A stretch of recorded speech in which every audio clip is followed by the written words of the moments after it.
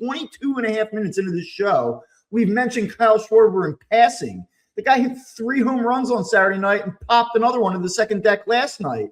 He's on pace for 61 home runs right now. Yeah. I mean, here's my other big thing. You are watching like an all-time special guy, like an all-time special player. There's flaws. He's going to strike out 240 times. He's probably going to set the single-season strikeout record this year. He's not a perfect player. But, dude, like I honestly think when it's all said and done, 5 years from now, you remove yourself from this era. I don't know how Kyle Schwarber is not like a top 5 beloved Philly ever. I think he's going to be more so than Harper.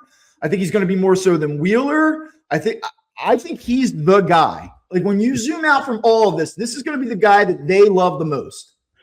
See a Mount Rushmore? No, I'll tell you what though, man. It's like I know he can't play defense. He's not like a complete player. Like if you said to me right now, you got to go out and buy a framed jersey and put it in your office. Who's the guy? It'd be him. Yeah. You know, like is that Mount Rushmore? I don't know, but that's what I would invest in. Well, there's always a debate over the 4th person on the Mount Rushmore, right? It's always Schmidt, Carlton, right? And then Utley.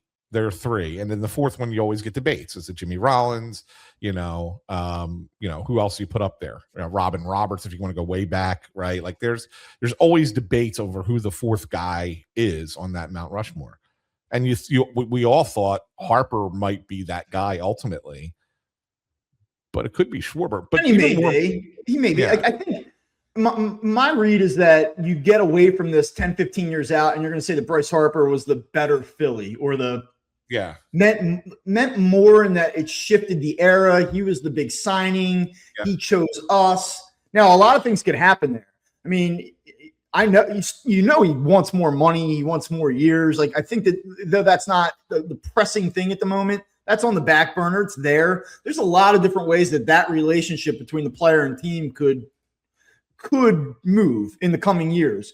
Schwarber's here, and got paid and is happy.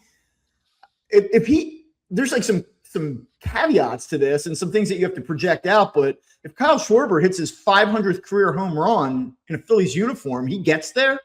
To me, that is the number that locks you into the Hall of Fame. It just does. I was just going to add, so this was another conversation we had last night because he's going to be a 500 home run guy probably. I mean, injuries could always derail it, right? But he's only like 121 away right now from 500. So he's probably going to be a 500 home run guy. And that does usually lock you into the Hall of Fame.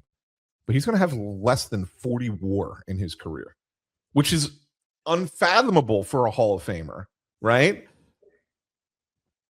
Does that get him in? Because every 500 home run guy is in the Hall of Fame except for those who were tied to PEDs. But every other one is in. And I don't think Kyle Schwarber is like going to just pass 500. I think that his trajectory is going to be in that 550. Like I think he's got a shot to pass Schmidt at 548. Well, he's at 369 right now. Like he's got a shot to be at 400 by the end of this year if he stays healthy. So we were talking about this last night, Tim Kelly and I on Stoplight. If he gets to his, so let's you're chasing the 60, right? The home run chase for 60. It's going to be exciting. It's going to be fun. If he's at 40 home runs by August 1st, like it's going to be the last 2 months of the season are going to be a blast around here watching Schwarber. His 60th home run would be his 400th career home run.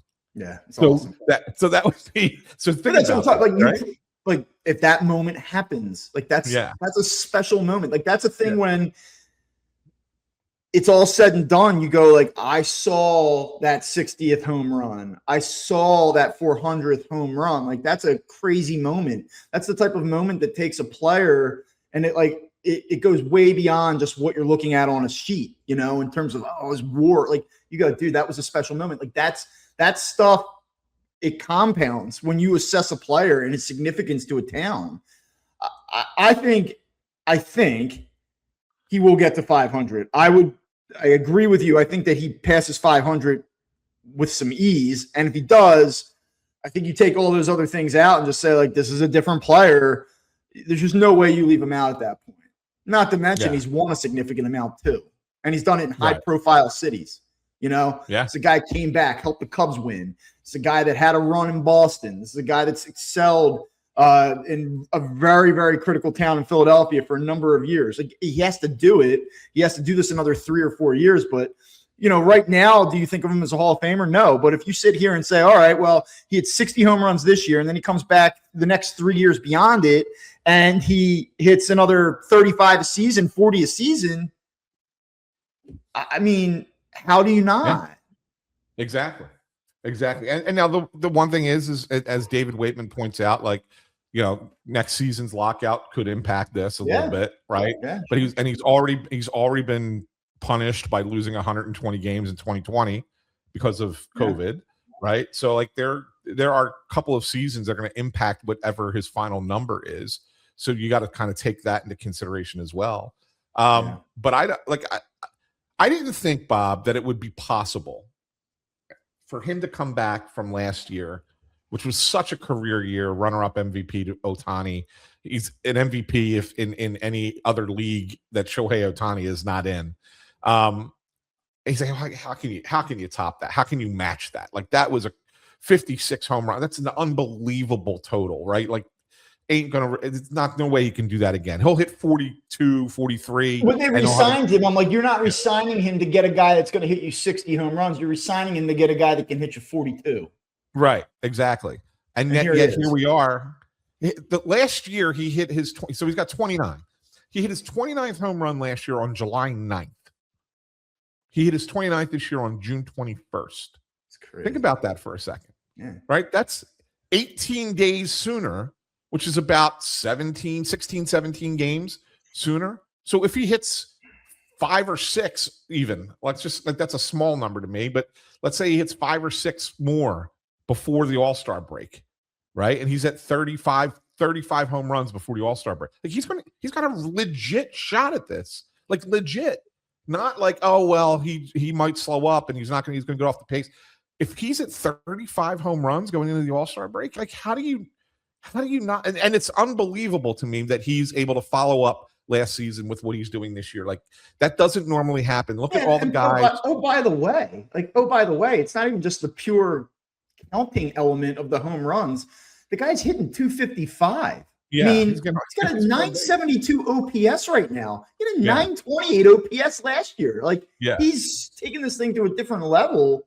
It's truly crazy. And that's why I said, I think people need to, we get so caught up in, like, will they, won't they, Dombrowski this, 5th starter, right-handed bat. Like, this is why, and again, 2 days from now, those are all going to be the things I'm talking about and that we're talking about again, because they're pressing issues.